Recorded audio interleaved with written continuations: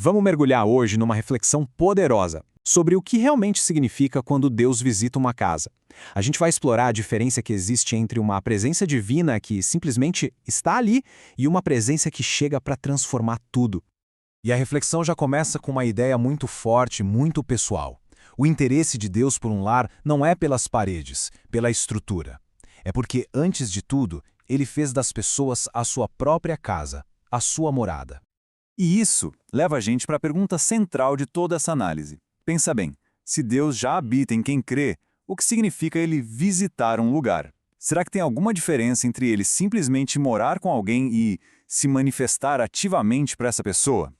Para a gente conseguir responder isso, tem uma analogia lá no Antigo Testamento que é perfeita. Ela mostra para a gente dois tipos bem diferentes de presença divina, mesmo que o símbolo dessa presença, que era a Arca da Aliança, fosse exatamente o mesmo. Olha só que contraste impressionante. A arca, que simbolizava a presença de Deus, ficou 20 anos na casa de um homem chamado Abinadab e nada de especial aconteceu. Pelo contrário, a história ali é de perda.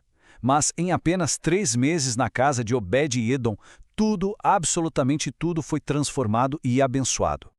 Então, o ponto crucial aqui é esse.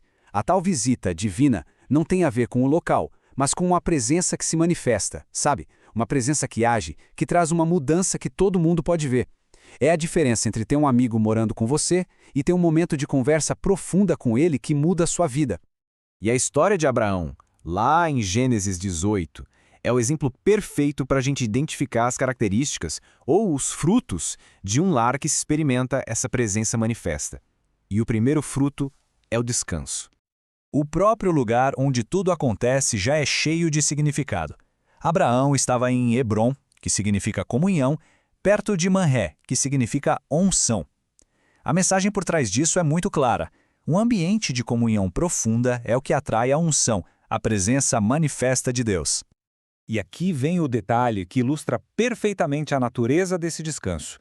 Não é um descanso por ausência de problemas. Muito pelo contrário. Abraão estava descansando bem na hora mais quente e difícil do dia, sabe? No pico da pressão. Então, esse descanso é definido como uma confiança ativa. A ideia central é que essa postura de confiar em Deus, mesmo no meio da dificuldade, é justamente o que convida a presença dele a se manifestar de uma forma poderosa. Ok, vamos avançar para o segundo fruto e ver como uma coisa leva a outra. A resposta imediata de Abraão àquela visita divina foi um ato de adoração. Imagina a cena. Aos 99 anos de idade, a reação de Abraão não foi nada passiva.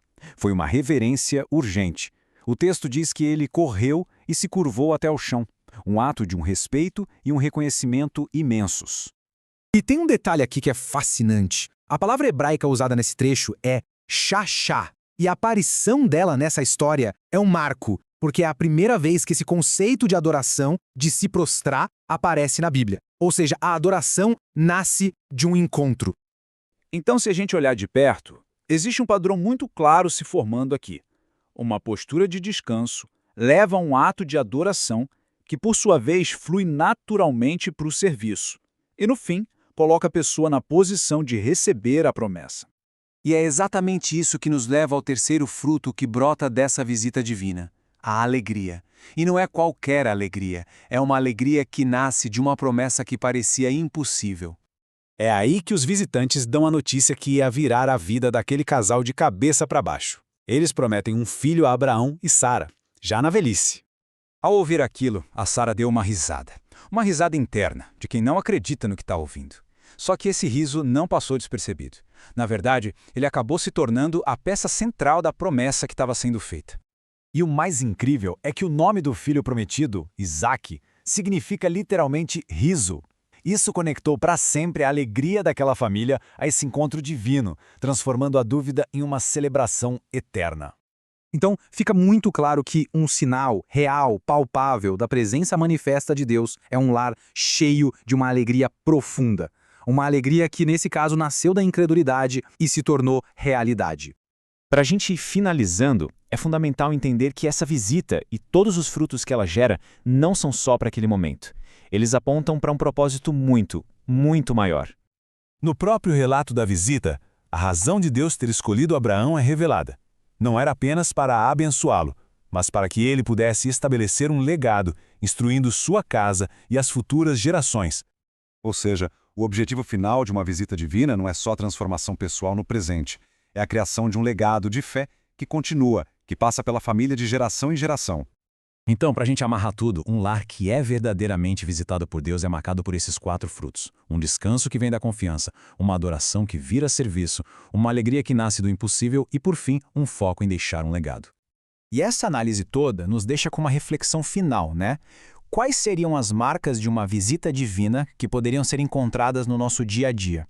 É uma pergunta que nos inspira a buscar algo além da simples presença, a buscar uma presença que se manifesta e transforma tudo ao redor.